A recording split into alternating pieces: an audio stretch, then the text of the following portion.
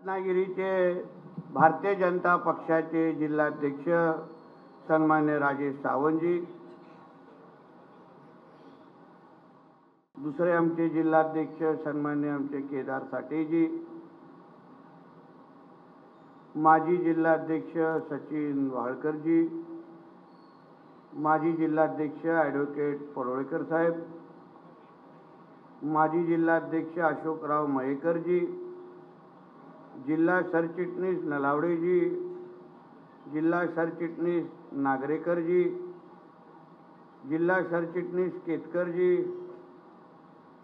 युवा जिल्हाध्यक्ष सन्मान्य केळकरजी, अनुचित जातीचे जिल्हाध्यक्ष संजय निवळकरजी, सगळे उपस्थित असलेले मंडळ अध्यक्ष मग त्याच्यात दादा दळवी, विवेक तुर्वे, राजन पाळके, सुरेश गुरव, विनोद मस्के, निलेश सुर्वे, चंद्रकांत माडळकर, माजी नगराध्यक्ष सन्मान्य मयेकरजी, सौ जावकर मॅडम, सन्मान्य संतोष बोरकर, मंचावर उपस्थित असलेले भारतीय जनता पक्षाचे सर्व प्रमुख पदाधिकारी, समोर उपस्थित असलेले सर्व रत्नागिरी जिल्ह्याचे आमच्या भारतीय जनता पक्षाचे सर्व सन्मान्य माझे सहकारी पदाधिकारी, उपस्थित असलेले सर्व बंधू भगिनींनो आणि माझे सर्व तरुण मित्रांनो, काही दिवसाअगोदर राज्याचे मुख्यमंत्री आणि आमचे प्रदेश अध्यक्ष आदरणीय बावनकुळे साहेब, मुख्यमंत्री आदरणीय आमचे देवेंद्र फडणवीसजी आणि कार्यकारी अध्यक्ष सन्मान्य रवी चव्हाण साहेबजी यांच्या अध्यक्षतेखाली मुंबईमध्ये कार्यशाळा झाली आणि मग त्या कार्यशाळेमध्ये हे कळवण्यात आलं की बाबा जिथे जिथे रत्नागिरी जिल्हा जिथे जिथे पालकमंत्री आपले नसतील तिथे तिथे संपर्क मंत्री नेमण्यात येतील आणि मग जशी जशी नावं वाचत गेले रत्नागिरी जिल्ह्याच्या समोर नितेश राणे हे नाव दिलं गेलं। मी ह्यासाठी सन्मान्य मुख्यमंत्री साहेब असो, आमचे प्रदेशाध्यक्ष साहेब असो आणि खास म्हणजे आमचे कार्यकारी अध्यक्ष रवी चव्हाणजींचं मी आभार मानेन की मला त्यांनी रत्नागिरी जिल्ह्याचे आज संपर्क मंत्री म्हणून मी इथे आज तुमच्या समोर उभा आहे। आज एवढ्या मोठ्या संख्येने तुम्ही आलात, माझं स्वागत सत्कार केलात आणि सत्कार स्वीकारत असताना मला ह्या गोष्टीची जाणीव आहे की तुमच्या सगळ्यांच्या अपेक्षा आज माझ्या खांद्यावर आहे। आज आपल्या जसे राजेशजीने उल्लेख केला की या जिल्ह्याचे खासदार सन्मान्य राणे साहेब आहेत, कार्यकारी अध्यक्ष आपले रवी चव्हाण साहेब झालेले आहेत पक्षाचे आणि आता संपर्क मंत्री म्हणून मी आहे आणि मी संपर्क मंत्री नेमकं कोणाचा आहे? भारतीय जनता पक्षाचा आहे, फुल स्टॉप, बाकी अजून कोणाचाच नाही। मला अजून कोणाशी काही लेणं देणं नाही। माझ्या संपर्क मंत्री म्हणून माझी जबाबदारी एवढीच आहे की या भारतीय जनता पक्षाचा आमचा कार्यकर्ता त्याला पक्ष वाढवण्याच्या दृष्टिकोनातून, पक्षाला ताकद देण्याच्या दृष्टिकोनातून आणि सरकारमध्ये माझ्या भारतीय जनता पक्षाचं पण कार्यकर्त्याचं वजन आहे हे वेळोवेळी त्याला दाखवण्यासाठी हे संपर्क मंत्री पद दिलं गेलेलं आहे। संपर्क मंत्री पद दिले म्हणून सरळ स्पष्ट आहे, त्याच्यामध्ये इकडे तिकडचा काही विषय नाही आणि माझ्या कार्यपद्धतीमध्ये तुम्हाला दिसेल की माझ्यासाठी काम करत असताना नजरेसमोर फक्त भारतीय जनता पक्षाचाच कार्यकर्ता असेल, बाकी इकडे तिकडे आपण बघत नाही आणि आपल्याला सवय पण नाही, आपण इकडे तिकडे बघत पण आपली सवय आहे।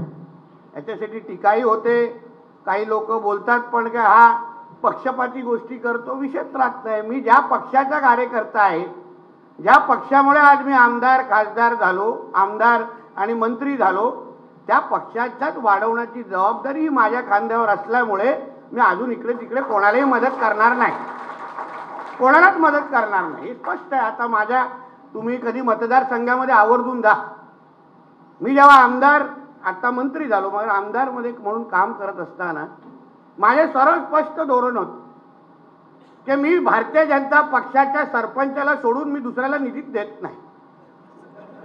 मी सरळ बोलतो. जरा मी बोलतो का बाबा तुला निधी पाहिजे ना, तुला गावाचा विकास करायचा आहे, ये भारतीय जनता पक्षामध्ये, नाही तर तुला निधी मिळणार नाही. मग नाईलाजाने येतात माझ्याकडे आणि मग पक्ष प्रवेश करतो.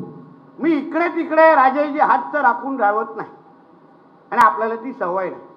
पक्षाचं ध्येय धोरण, आयडिओलॉजी, पक्षाची भूमिका आणि भारतीय जनता पक्षाच्या कार्यकर्ता सन्मान हा माझ्या ह्या संपर्क मंत्री म्हणून माझा मुख्य अजेंडा असेल. हे मी तुम्हाला आवर्जून पहिल्या दिवशी सांगून ठेवतो, आवर्जून सांगून ठेवतो. आता पण कलेक्टर कार्यालयामध्ये माझ्या मंत्रालयाची मीटिंग घेऊन आलो. त्याच्यानंतर SP आणि कलेक्टर आणि मी एकटेच बसलेलो. मी त्यांना स्पष्ट सांगितलं मी इथला संपर्क मंत्री आहे. भारतीय जनता पक्षाच्या कार्यकर्त्याची कामं या कलेक्टर आणि पोलीस स्टेशनमध्ये झाली पाहिजे हे बघण्यासाठी मला इथे ठेवलेलं आहे, लक्षात ठेवा. यापुढे त्याला मान सन्मान देणं, त्यांची कामं करणं आणि पोलीस खातं आणि अन्न खातं म्हणून कुठल्याही पद्धतीचा अन्याय अगर भारतीय जनता पक्षाच्या कार्यकर्त्यावर झाला तर दुसऱ्या तासाला नितेश राणे रत्नागिरीमध्ये असेल हे सांगून आलेलो आहे, सांगून आलेलो आहे. म्हणून आपण इकडे तिकडे न विचार न करता मी माझ्या इकडे उपस्थित असलेल्या प्रत्येक भारतीय जनता पक्षाच्या कार्यकर्त्याला सांगेन, तुम्ही आता ताकदीने काम करायला सुरुवात करा. आपल्याला पाहिजे ते पक्षांनी देत चाललेलं आहे. तुम्ही बघा, आपल्याला जसं राजेशजीने आणि केदारजींनी बोलले आपले विचाराचे खासदार दिलेले आहेत तेवढ्या वर्षानंतर आता तुम्हाला संपर्क मंत्री पण दिलं, म्हणजे पक्षाचं नेतृत्व हे तुमच्याबद्दल किती विचार करता याचा अनुभव तुम्हीच घ्या. तुम्हाला एकटं सोडत नाही आहे. तुम्हाला जिथे जिथे ताकद द्यायला पाहिजे तिथे तिथे पक्षाचं नेतृत्व तुमच्या मागे ताकद उभं करतंय. तुमच्याकडून साधे फक्त एवढीच अपेक्षा आहे की भारतीय जनता पक्षाला तुम्ही तळागाळात प्रत्येक घरापर्यंत पोहोचवणं हे तुमची मूळ भूमिका आहे, ही तुमची मूळ भूमिका आहे. आणि हिंदुत्व ह्याला याच्याबरोबर तडजोड होता कामा नये. राजेशजी मी आपल्याला सांगेन, मी हिंदुत्ववादी आहे. मी इकडे तिकडे बघत नाही. तुम्ही जे काय बोललं ते काय मला पटलेलं नाही. मी केदारजींना सांगितलं हे त्यांचं वैयक्तिक मत आहे, माझं मत नाही बाबा, मला जोडू नका. हिंदू समाज हा माझा केंद्रबिंदू आहे आणि काम करत असताना तेच केंद्रबिंदू असणार, तेच केंद्रबिंदू आहे. आणि त्यांच्याकडे वाकड्या नजरेने बघणारे जे कोण असतील, जे काही जिहादी मानसिकतेचे असतील, मी काय त्यांना सोडणार नाही. विषयच राहतील. हिंदुत्वादी विचाराचे जेवढे आमचे कार्यकर्ते आहेत त्यांना हेही सांगेन की पक्षाचं काम करत असताना इथे हिंदुत्वाचं आणि हिंदू समाजाचं पण काम आणि त्यांना संरक्षण देणं हे पण सरकारचा मंत्री म्हणून माझी इकडे जबाबदारी आहे. म्हणून त्याही गोष्टी तुम्ही आता गाडी दुसऱ्याने चौथ्या गिअरवर टाका, मी गाडीत बसलेलो आहे, काही चिंता करू नका, चिंता करू नका. जेवढे अतिक्रमणाचे आणि कुठलाही लव जिहाद विवाद कुठलाही विषय असतील मी बसलो आहे. आता मलाही बघायचं आहे. मी बघत होतो की कसे अधिकार भेटतात रत्नागिरीला. मला फार खटकलं जेव्हा आमच्या संघाच्या संचलनावर जेव्हा काही घटना घडली ना, मला ते दिवस फार खटकला. मी आजपर्यंत विसरलेलो नाही. आणि जोपर्यंत त्या समोरच्या वाल्यांना मी परत त्यांची आठवण करून देणार नाही ना, तोपर्यंत मी गप्प पण बसणार नाही. हेही तुम्हाला इथे सांग, हेही सांग. शिक्षा भेटेल पण ती कशी भेटेल, कधी भेटेल ते आता आम्ही ठरवू. फक्त ह्या पद्धतीचं काम पक्ष इथे वाढला पाहिजे, पक्षात ताकदीने वाढला पाहिजे. आम्ही लोक बसलो ना इथे, काही गोष्टीची कमी पडणार नाही, कुठल्याच गोष्टीची कमी पडणार नाही. तुम्ही ग्रामविकास, महसूल जे खातात तुम्ही फक्त जिल्हाध्यक्षांना सांगेन, तालुका अध्यक्षांना सांगेन, आमच्या बूथ अध्यक्षांना सांगेन, तुम्ही ती निवेदनं माझ्यापर्यंत पोहोचण्याचा आपण एक व्यवस्थित पद्धतीने आराखडा तयार करू. आठवड्यातून 10 दिवसामध्ये, आता मी सिंधुदुर्गात तर येतो, तुमच्या रत्नागिरीमध्ये पण आठवड्यातून 1 दिवस मी तुमच्या बरोबर असणार. पक्षात एक दिवस साठेंकडे असणार, एक दिवस सावंतांकडे असतात. ते आता कसं टॉस उडवतात ते त्यांच्यावर आहे. आणि कार्यालयामध्ये बसणार आणि कार्यालयामध्ये बसून तुमची जी निवेदनं आहेत तुम्ही माझ्याकडे आणून द्यायची. मी तुम्हाला शब्द देतो, मंत्रालयातून ती सगळी कामं तुमच्याकडून करून देण्याची जबाबदारी माझी आहे. आता मंत्रालयामध्ये तुम्ही जसं जाल इकडे तिकडे बघू नका, डायरेक्ट नितेश राणेच्या कॅबिनमध्ये यायचं आणि बसायचं आणि कामं करून द्यायची. सांगायचं नितेशजी ही निवेदनं तुम्हाला दिलेली, हे काय झालं, ह्याची अशी अशी निधी आपल्याला भेटली पाहिजे. आता जिल्हा नियोजन असेल, ज्या ज्या समित्या बनतील, मग SEOचं आमचं का आमचे बावनकुळे साहेब आता यादी काढतायत. सगळ्यामध्ये आपण मागत बसायचं नाही. आपला अधिकार त्या त्या यादीमध्ये असेल आणि आपली लोक जिल्हा नियोजनमध्ये पण दिसतील आणि SEO मध्ये पण मोठ्या प्रमाणात आकडा दिसेल. ही जबाबदारी आता आमची सगळ्यांची आहे.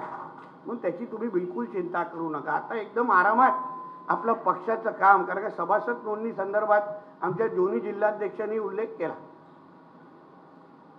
ठीक आहे, आतापर्यंत तुम्ही अतिशय विपरीत परिस्थितीमध्ये काम करताय. तुमचं खरंच कौतुक करायला हवं. राजेशजी बरोबर बोलले, कारण काही नसताना तुम्ही लढा देताय. पण आता तुम्ही पक्षाचं जोमाने कसं काम करता येईल, तळागाळात पक्षाला अजून मजबूतीने कसं घेऊन जाता येईल, सभासद नोंदणीसाठी जी जी ताकद तुम्हाला लागेल ती ताकद उभी करण्यासाठी मी तुमच्या बरोबर उभा राहील, एवढा विश्वास तुम्हाला मी देतो. म्हणून फक्त एका भागात न बसता राजेशजी, साठेजी, मी तुम्हाला सांगेन, आपण चला जिल्हा परिषद निहाय दौरे काढू, शहरामध्ये दौरे काढू, त्या जिल्हा परिषदमध्ये जाऊ, लोकांना विश्वास देऊ, लोकांची काय असेल ते कामं करून देऊ.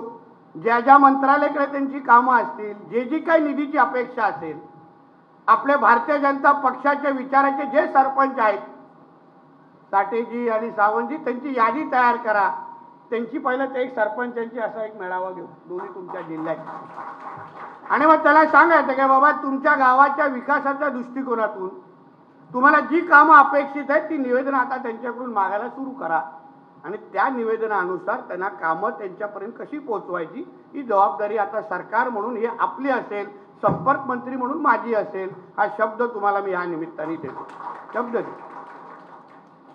म्हणून आता अगर आपण ताकद उभी करू शकलो, ताकदीने उभी करू शकलो ना, तर येणाऱ्या स्थानिक स्वराज्य संस्थेमध्ये आपण ताकदीने स्वतः पद्धतीने उभं राहू शकतो. आज हे का पद दिलेले आहेत, ही का ताकद मिळते आपल्या तुम्हाला सगळ्या जणांना, पक्षाचं नेतृत्व तुम्हाला काय बोलायला प्रयत्न करताय की येणारा काळ हा 100% भाजपचा आहे, हे लक्षात ठेवा. 100% भाजपचा आहे. आता ह्या कुबड्या बिबड्या हे ते सगळं आता हळूहळू फेकून टाकायचं. आता स्वतःच्या ताकदीने उभं राहायचं, स्वतःच्या ताकदीने. आपल्याला जे काय आपल्याबरोबर तुम्ही खूप सोचलाय वर्षानुवर्ष, ऐकायचो मी कधी सिंधुदुर्गापासून निलेशजींकडून ऐकायचो, वृत्तपत्रामध्ये बसायचो, असा संघर्ष, एवढीच निधी दिली, जिल्हा नियोजनमध्ये काही स्थान दिलं नाही, निधी वाटपामध्ये दिलं नाही. आता हळूहळू राणे साहेबांनी खासदार म्हणून बदल आणायला सुरू केलाय. त्याचा अजून त्याला जोर मी संपर्क मंत्री म्हणून लावतो, जेणेकरून उद्या भाजपच्या कार्यालयामध्ये आले पाहिजे. जरा थोडी निधी द्या, थोडी विचारायसाठी. आता कोण आले पाहिजे हे तुम्ही समजून घ्या. टिंब अशी परिस्थिती निर्माण करायची आणि आम्ही निर्माण करून तुम्हाला दाखवू. काही चिंता करू नका. भारतीय जनता पक्षाचा पंतप्रधान आहे, भारतीय जनता पक्षाचा मुख्यमंत्री आहे आणि भारतीय जनता पक्षाचा तुमचा संपर्क मंत्री आहे. हे नजरेसमोर ठेवून आता तुम्ही कामाला लागा. माझा नाही रे बाबा, पक्षाचा ठेवा. आपण पक्ष म्हणून इथे आहोत आणि पक्ष म्हणून आपण अगर ताकदीने तर वाढलो आणि म्हणून कुठल्याही बाबतीमध्ये तुम्हाला आता काही कमी पडणार नाही. पोलीस स्टेशन असो किंवा अन्य महसूलच्या कुठल्या यंत्रणेमध्ये असो, कुठला अधिकारी जास्त त्रास करत असेल तर नाव द्या, बदलून आणतो त्याला, दुसरं बसू तिकडे, काय हरकत नाही. कोण तहसीलदार जास्त थांबवत असेल, पोलीस PI कोण फोन उचलत नसेल, बदलीची ऑर्डर पाठवू त्याच्या व्हॉट्सअपवर. काय चिंता करू नका. आपण इकडे तिकडे बघणारे लोक नाही. म्हणून आपला कारभार सरळ स्पष्ट आहे. आम्ही ज्यासाठी आहोत त्यासाठी आहे. मी माझ्या इथे काम करण्यासाठी आणि विकास करण्यासाठी आणि कार्यकर्त्यांना बळ देण्यासाठी मला ही जबाबदारी दिली आहे आणि मी ह्यापुढे तेवढंच करणार, बाकी अजून कुठलाच विषय नाही. आणि कोण काय माझ्यावर तर दबाव टाकण्याचा विषयच राहत नाही, विषयच राहत. नाहीतर मिरकरवाड्याचं डेमोलिशन थांबलं असतं. समजून जा. कारण आम्ही काय कोणाच्या पोटावर लाथ मारत नाही, पण कोणाच्या जागेवर अतिक्रमण आम्ही सहन करणार नाही. ही भूमी ही हिंदू राष्ट्रामध्ये असलेली भूमी आहे, इथे अजून कोणाचा अधिकार नाही, स्पष्ट आहे. आणि आताच मिरकरवाड्या संदर्भात 39 कोटीची निधी खर्च करण्याचा नियोजनाचा आराखडा तयार करून आलेला आहे. व्यवस्थित तुम्हाला तिथे होणारा विकास तुम्हाला अनुभवायला भेटेल. म्हणून जास्त न बोलता परत मला सिंधुदुर्गाच्या दिशेने जायचं आणि उद्या सकाळी पुण्याकडे जायचं आहे. म्हणून आपल्याला ह्या निमित्ताने आज फक्त ट्रेलर आणि तुम्हाला भेटण्यासाठी आणि थोडं जरा तुम्हाला कळलं पाहिजे की बाबा संपर्क मंत्रीचे विचार काय आहेत आणि तुम्ही पण कामाला लागलं पाहिजे, ह्यासाठी आलेलं आहे. फार अपेक्षेने आणि जबाबदारीने आमच्या प्रमुखांनी, माझ्या चव्हाण साहेबांनी असो किंवा अन्य आमचे लोकांनी माझ्या खांद्यावर जबाबदारी टाकलेली आहे. आता फक्त आपण सगळेजण एकत्र मिळून ताकदीने काम करूया. कुठे फक्त इथे रत्नागिरीमध्ये नंबर 1चा कुठला पक्ष असेल तो येणाऱ्या काळामध्ये फक्त भारतीय जनता पक्षच असणार, ही भूमिका आपल्या सगळ्यांची असली पाहिजे आणि त्याप्रमाणे तुम्ही काम कराल अशी अपेक्षा या निमित्ताने व्यक्त करतो. इथेच थांबतो. जय हिंद, जय महाराष्ट्र आणि जय जय श्रीराम.